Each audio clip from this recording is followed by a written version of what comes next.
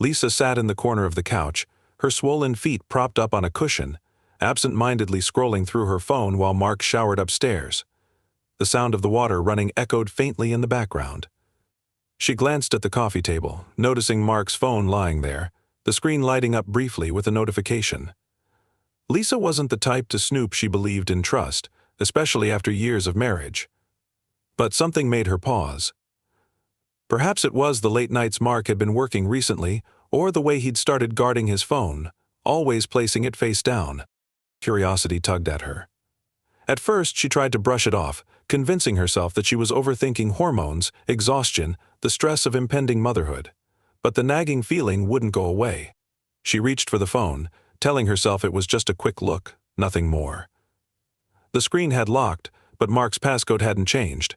She entered it, her heart racing as though she were committing a crime. Opening his messages, Lisa immediately regretted her decision.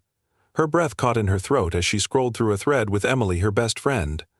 The texts started off innocently enough, mentions of casual dinners and shared jokes. But as Lisa read further, her stomach turned.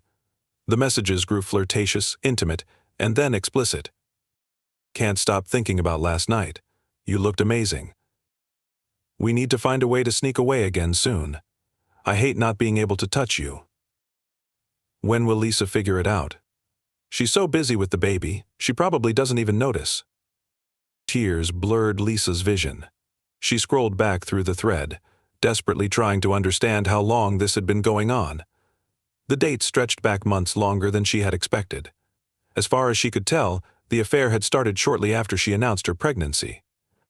The realization hit her like a punch to the stomach. While she had been preparing for the arrival of their child, Mark had been betraying her in the most personal way possible. The sound of the shower turning off jolted Lisa back to reality. She quickly locked the phone and placed it back on the table, her hands trembling. Panic set in. What was she supposed to do now? Confront him immediately? Scream, cry, demand answers? She felt paralyzed by the weight of the betrayal. Mark came downstairs a few minutes later, his hair damp, towels slung over his shoulder. He smiled at her, oblivious to the storm brewing in her chest. "You okay, babe? You look pale," he said, grabbing a bottle of water from the kitchen. Lisa stared at him, her heart pounding. For a brief moment, she considered pretending nothing had happened. She thought about their unborn child, the life they were supposed to be building together. But the image of those texts, Emily's words, Mark's responses flashed in her mind, and the anger began to bubble up. "I saw your phone," she said, her voice barely above a whisper. Mark froze. His casual demeanor disappeared as he turned to face her. "What?" "Your messages with Emily. I saw them." For a moment, Mark didn't say anything. His face went pale, and his mouth opened as if to respond, but no words came out. Then, like a reflex, he began to deny it. "Lisa, you're misunderstanding. Those messages aren't what you think. Emily and I are just friends. You're overreacting." "Overreacting?" Lisa snapped, standing up despite the weight of her pregnancy. "Don't insult me, Mark. I read everything. The late-night meetings, the sneaking around. You've been cheating on me with my best friend." Mark's expression shifted from denial to defensiveness. "You've been so distant lately," he said, his voice rising. "All you care about is the baby. Do you even notice me anymore? I'm just supposed to sit around and wait while you're completely obsessed with being a mom?" Lisa stared at him in disbelief. "Are you seriously blaming me for this? For your affair? I'm pregnant with your child, Mark. I've been doing everything to prepare for this baby while you're out having an affair with Emily." Mark ran his hands through his hair, pacing the room. "I didn't plan for this to happen, okay? It just happened. I needed an escape, Lisa. You've been impossible to talk to lately, and Emily was there. She understood me in a way you don't anymore." Lisa's hands clenched into fists at her sides. "Don't you dare try to make this my fault. You betrayed me, Mark. You betrayed us. Do you even understand what you've done?" The weight of her words hung in the air, and for the first time Mark looked genuinely remorseful. He sat down on the edge of the couch, his head in his hands. "I didn't want to hurt you," he muttered. Lisa laughed bitterly, tears streaming down her face. "Well, congratulations. You succeeded anyway. For the next hour, the argument spiraled into a mix of anger, blame, and silence. Mark tried to apologize, but his words felt hollow. Lisa alternated between fury and heartbreak, her mind racing with questions she didn't know if she wanted answers to. How long had this been going on? How could Emily, someone she had trusted implicitly, do this to her? Eventually, Mark left the house, claiming he needed space to think. Lisa was glad to see him go. She needed space to process the betrayal, to figure out what to do next. As the door closed behind him, Lisa sank back onto the couch, clutching her stomach protectively. She felt a kick from the baby, a small reminder of the life growing inside her. It was a strange comfort, a reminder that no matter how broken she felt, she wasn't alone. In that moment, Lisa made a silent vow. She didn't know exactly what her next steps would be, but she knew one thing for certain: she wouldn't let Mark's betrayal define her or her child's future. She would find a way to move forward, with or without him. The house was eerily quiet when Mark left that evening, the sound of the door closing behind him reverberating in Lisa's ears. She sat motionless for a few minutes, staring at nothing in particular, her mind racing with a million fragmented thoughts. Her heart still ached, but the initial shock had given way to a simmering resolve. She didn't know yet what she was going to do, but she knew one thing: she couldn't let this betrayal break her. Lisa got up slowly, her movements heavy from both the weight of her pregnancy and the emotional toll of the evening. She made her way to the kitchen and poured herself a glass of water, her hands trembling slightly as she drank. As the cool liquid soothed her parched throat, she began to think more clearly. Mark's betrayal wasn't just about the affair, it was about his complete disregard for her and their unborn child. The realization filled her with a cold determination. If he thought she was going to sit quietly and let him destroy their family, he was sorely mistaken. Lisa knew she needed help. She wasn't going to act impulsively, this required careful planning. Her first step was to gather information. She retrieved her laptop from the living room and settled at the kitchen table, opening a new browser window. Her fingers hovered over the keyboard for a moment before she typed, "What to do when your spouse cheats during pregnancy." The search results were overwhelming. Articles, blog posts, forums, thousands of stories from women who had been in similar situations. Lisa read for hours, absorbing their advice and experiences. Some women had chosen to forgive and rebuild their marriages, while others had walked away and never looked back. The common thread was clear regardless of the outcome. The most important thing was to protect yourself and your child. By midnight, Lisa had a rough plan. She would consult a lawyer first thing in the morning to understand her legal options. She would also gather evidence of Mark's affair, as several articles had advised. If she decided to leave him, she needed to ensure that she and her baby would be financially secure. Despite her exhaustion, Lisa couldn't sleep that night. She lay awake in bed, her mind replaying the events of the evening over and over. Every time she closed her eyes, she saw the texts between Mark and Emily. She heard his voice, his excuses, his blame. But she also heard her own voice, steady and unwavering, vowing to take control of the situation. The next morning, Lisa called a family law attorney whose name she had found online the night before. The receptionist was kind and understanding, scheduling an appointment for Lisa that afternoon. "Don't worry," the woman said gently. "You're taking the right steps. We'll help you figure this out." Lisa spent the hours leading up to the meeting gathering as much evidence as she could. She scrolled through Mark's phone again while he was at work, screenshotting his messages with Emily and saving them to her email. She found receipts for expensive dinners and gifts she had never received, which she suspected were for Emily. She even took note of the dates and times when Mark had come home late, cross-referencing them with the messages to create a timeline of the affair. By the time Lisa arrived at the attorney's office, she felt more prepared, though still anxious. The lawyer, a sharp and compassionate woman named Rachel, greeted her warmly and invited her to sit. "Tell me everything," Rachel said, her tone calm and professional. Lisa recounted the events of the previous evening, her voice shaking slightly as she described the texts and Mark's reaction. Rachel listened intently, taking notes and asking occasional questions. When Lisa finished, Rachel leaned back in her chair, her expression thoughtful. "First of all, I'm so sorry you're going through this," Rachel said. "It's an incredibly difficult situation, but I want you to know that you're not alone. We're going to make sure you and your baby are protected." Lisa nodded, feeling a flicker of relief for the first time since the ordeal began. "What are my options?" she asked. Rachel explained the legal implications of Mark's infidelity. Because they were married, Lisa was entitled to a portion of their shared assets, including their home and savings. She also had a strong case for primary custody of the baby, given Mark's betrayal and lack of involvement in the pregnancy. "The evidence you've gathered is crucial," Rachel said. "It strengthens your position if this goes to court. But I'll be honest, divorce can be a long and emotionally draining process. It's important to think carefully about what you want and what's best for you and your child." Lisa nodded again, her resolve hardening. "I want what's fair," she said, "and I want to make sure my child has the best possible future." Rachel smiled. "That's a good place to start." Over the next few weeks, Lisa continued to prepare quietly. She opened a separate bank account and began transferring small amounts of money from their joint account, enough to cover her expenses without drawing Mark's attention. She also started researching child custody laws and parenting plans, determined to be fully informed before making her next move. Meanwhile, Mark seemed oblivious to Lisa's plans. He acted as though their argument had never happened, alternating between attempts at charm and sullen silence. Lisa played along, careful not to reveal her intentions. She needed time to finalize her preparations, and she didn't want to tip him off. The hardest part was pretending everything was normal around Emily. The betrayal still burned, but Lisa didn't want to confront her yet.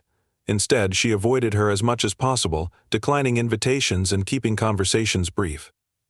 She knew that when the time came, Emily would have to answer for her actions.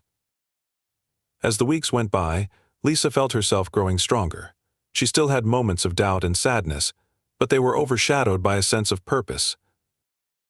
She was no longer a victim of Mark's betrayal, she was a woman taking control of her life. Late one night, as she sat in bed reviewing her notes, Lisa felt the baby kick. She placed her hand on her belly, a smile breaking through the fatigue and worry. "We're going to be okay," she whispered. "I promise." It was a promise she intended to keep, no matter what it took. Lisa had spent weeks meticulously preparing for the moment when she would finally take control of her life. The betrayal had left her wounded, but she refused to let that pain paralyze her. Instead, she had channeled her heartbreak into action. Now, the moment had come to execute her plan. It started with an email to Rachel, her lawyer, outlining her readiness to file for divorce. Lisa had been careful to document everything: Mark's affair, his neglect during her pregnancy, and the financial evidence that demonstrated his repeated spending on Emily. She wanted to ensure that when the papers were served, Mark would have no leverage to fight back. Lisa chose a Friday afternoon, knowing Mark would likely head straight to Emily's place after work. She didn't want to confront him in the house they still shared. It wasn't fear that drove her decision, but a desire to protect her own peace. She didn't owe him the satisfaction of witnessing her anger. That morning, Lisa met with Rachel to finalize the paperwork. As they went over the details, Rachel reassured her. "You've done everything right, Lisa. You're in a strong position. This isn't just about ending your marriage, it's about setting yourself up for a stable future for you and your baby." Lisa nodded, grateful for Rachel's guidance. The divorce papers included requests for full custody of the baby, with visitation rights for Mark. They also demanded that Lisa keep the house and receive spousal support, given Mark's higher income. It wasn't about revenge, Lisa reminded herself. It was about fairness and ensuring her child's security.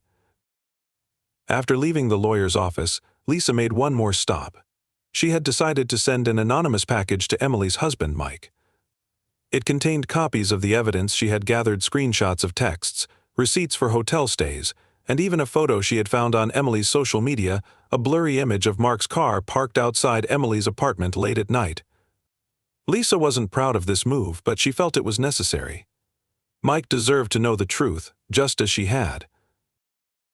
By the time she got home, Lisa felt both exhilarated and exhausted. She knew she couldn't relax yet, there was still so much to do. She double-checked her preparations, her separate bank account, the financial records she had stored safely, and the nursery she had worked so hard to set up. The sight of the baby's crib, tiny clothes folded neatly inside, filled her with a bittersweet sense of resolve. This was her priority now. That evening, as expected, Mark didn't come home. Lisa's phone buzzed with a single message from him working late. "Don't wait up." She didn't respond. Instead, she forwarded his text to Rachel, knowing it would serve as additional proof of his habitual absence. The next morning, Lisa received a text from Rachel: "The papers have been served." Lisa pictured Mark's reaction. He would probably be confused at first, then angry. She imagined him storming into Emily's apartment, venting about her audacity. But Lisa didn't care anymore. She had stopped worrying about his feelings the moment she discovered the affair. As the day went on, Lisa waited for the inevitable confrontation. It came late in the evening. Mark burst through the front door, his face red with anger. He held the divorce papers in one hand, waving them like a weapon. "What the hell is this, Lisa?" he demanded. "You're divorcing me? Are you serious right now?" Lisa remained calm, seated on the couch with her hands resting on her pregnant belly. "Yes, Mark. I'm serious. Did you think I would just sit here and let you humiliate me? Let you destroy our family without consequences?" Mark scoffed, pacing the room. "You didn't even talk to me about this. You blindsided me." "I didn't need to talk to you," Lisa said, her voice steady. "You made your choice when you decided to cheat on me. You don't get to play the victim now." Mark threw the papers onto the coffee table, his anger boiling over. "This is insane, Lisa. You're being dramatic. Do you really think you can take everything from me? The house? Full custody of the baby? You can't do this." Lisa stood, meeting his gaze with unwavering determination. "I can and I will. I have proof of everything, Mark. Your affair, your financial irresponsibility, your neglect. You don't get to play the good guy anymore." For a moment, Mark seemed at a loss for words. Then his expression shifted, his anger giving way to something else: fear. He realized that Lisa wasn't bluffing. She had prepared for this moment, and he was completely unprepared to fight back. "This isn't fair," he muttered, sinking into a chair. "Fair?" Lisa repeated, her voice tinged with disbelief. "You want to talk about fair? Was it fair when you betrayed me while I was carrying your child? Was it fair when you spent our money on her while I was here, trying to build a life for our family?" Mark didn't respond. He stared at the floor, his shoulders slumping in defeat. After a long silence, he finally spoke. "What do you want from me, Lisa?" "I want you to sign the papers," she said. "I want you to take responsibility for your actions, and I want you to leave, so I can focus on raising our child without your lies and selfishness hanging over me." Mark looked up at her, his face a mixture of anger and regret. But he didn't argue. He picked up the divorce papers and left the house without another word. Lisa watched him go, her heart heavy but resolute. She knew this was just the beginning. The divorce process would be long and difficult, and co-parenting with Mark would bring its own challenges. But for the first time in weeks, she felt a sense of control over her life. The next few days brought more fallout. Lisa received a tearful phone call from Emily, begging for forgiveness. "I never meant to hurt you," Emily sobbed. "It just happened. Please, Lisa, don't shut me out." Lisa's response was cold and clear. "You made your choice, Emily. You don't get to ask for my forgiveness now. We're done." Emily tried to argue, but Lisa hung up, blocking her number. She felt a weight lift from her shoulders. Cutting Emily out of her life was painful, but it was necessary. Meanwhile, Lisa heard through mutual friends that Mike had also confronted Emily, and their marriage was on the brink of collapse. Lisa felt a twinge of guilt but reminded herself that Emily's actions had consequences. As the weeks turned into months, Lisa focused on preparing for the arrival of her baby. She worked with Rachel to finalize the divorce, attended prenatal appointments, and leaned on her family and close friends for support. By the time her son was born, Lisa felt stronger than ever. Holding him in her arms for the first time, she knew she had made the right choice. Mark's betrayal had been devastating, but it had also taught her the importance of self-respect and resilience. She whispered softly to her son, "We're going to be okay. I promise." And for the first time in a long time, she truly believed it. Months had passed since Lisa had signed the divorce papers and officially ended her marriage to Mark. The house felt different now, quieter but more peaceful. She had reclaimed her space, both physically and emotionally, and every corner of the home felt like it was hers again. The nursery was the brightest room in the house, filled with soft blues and yellows, tiny stuffed animals, and shelves stacked with books. Her son, Noah, was now 3 months old, and every day with him felt like a gift. Lisa had learned a lot about herself in the months following the divorce.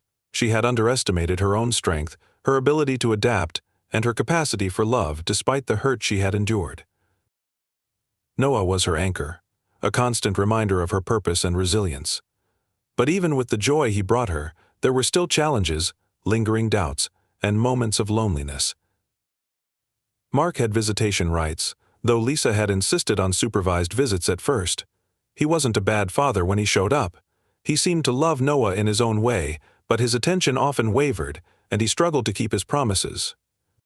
Lisa's lawyer had advised her to document everything, and she did, diligently recording every missed visit or late arrival. One Saturday morning, Mark was scheduled to come by at 10 a.m. to spend time with Noah. By noon, Lisa sat on the couch, bouncing Noah gently on her knee, the untouched diaper bag still by the door. It wasn't the first time Mark had let them down, but each time it happened, Lisa felt a fresh wave of frustration. She had hoped, perhaps naively, that becoming a father would change him. When Mark finally called hours later, his voice was full of excuses. "I got caught up with work," he said. "I'll swing by tomorrow instead." "No, Mark," Lisa said firmly. "This isn't how it works. If you can't prioritize Noah, don't expect me to rearrange my life for you." There was a pause, and then Mark sighed. "You're making this harder than it needs to be, Lisa." "No, Mark," she replied, her voice steady. "You're the one making it hard. Noah deserves better than this. If you want to be in his life, show up. If not, stop pretending you care." After hanging up, Lisa felt a mix of relief and sadness. She had done her part. She had given Mark the chance to step up. But she couldn't force him to be the father Noah deserved. That evening, Lisa sat in the nursery, watching Noah sleep in his crib.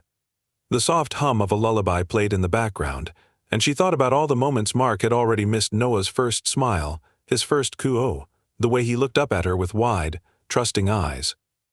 Mark's absence no longer felt like her failure. It was his. Lisa's focus shifted to herself and Noah. She began to build a routine that revolved around their little family of two. She joined a local moms group, where she met other women who had faced similar struggles. They became her support system, sharing advice, laughter, and the occasional tear over coffee and playdates. One of the moms, a woman named Jessica, quickly became a close friend. Jessica was also a single mother, having left an emotionally abusive marriage shortly after her daughter was born. Their shared experiences created an unspoken bond, and Lisa found herself opening up in ways she hadn't before. One afternoon, as they sat in the park watching their children play, Jessica turned to Lisa. "You know," she said, "you're one of the strongest people I've ever met. You've been through so much, but you're still standing." Lisa smiled, the compliment warming her. "I don't always feel strong," she admitted. "That's because you're in it," Jessica replied. "But from the outside, it's obvious. You've built this whole new life for you and Noah, and it's beautiful." Lisa thought about Jessica's words that night as she lay in bed. She had been so focused on surviving, on getting through each day, that she hadn't stopped to appreciate how far she had come. The tears, the sleepless nights, the self-doubt, it had all led her here, to this place of quiet strength and determination. The turning point came a few weeks later when Lisa received a letter from Mark's lawyer. Mark was voluntarily relinquishing his visitation rights. He claimed it was for the best, that his demanding job made it impossible for him to be a consistent presence in Noah's life. Lisa felt a pang of sadness for Noah, who would grow up without his father actively involved. But she also felt relief. She wouldn't have to deal with the constant disappointments, the empty promises. She folded the letter and placed it in a drawer, a symbolic act of closing that chapter of her life. Mark's absence wouldn't define Noah's childhood. Lisa would make sure of that. Over time, Lisa found herself rediscovering parts of her identity that had been buried under the weight of her marriage and its collapse. She started painting again, a hobby she had loved in college but abandoned as life grew more complicated. Her evenings became a time for creativity and reflection, and her small apartment began to fill with vibrant canvases that mirrored her journey. One day, while displaying her work at a local art fair, Lisa met Daniel. He was browsing the booths, holding his niece's hand as she chattered excitedly about a painting she liked. Daniel was kind and unassuming, and their conversation felt easy and natural. Over the next few months, they developed a friendship that slowly grew into something more. Daniel was patient, understanding of Lisa's guardedness, and genuinely adored Noah. For the first time in years, Lisa felt what it was like to be cared for without conditions or expectations. As Lisa watched Noah take his first wobbly steps one sunny afternoon, she realized how far they had come. The pain of Mark's betrayal had once seemed insurmountable, but it had led her to a place of strength and clarity. She had built a life filled with love, not the romanticized, flawed love she had once clung to, but the deep, unconditional love she had for herself, her son, and the people who supported her.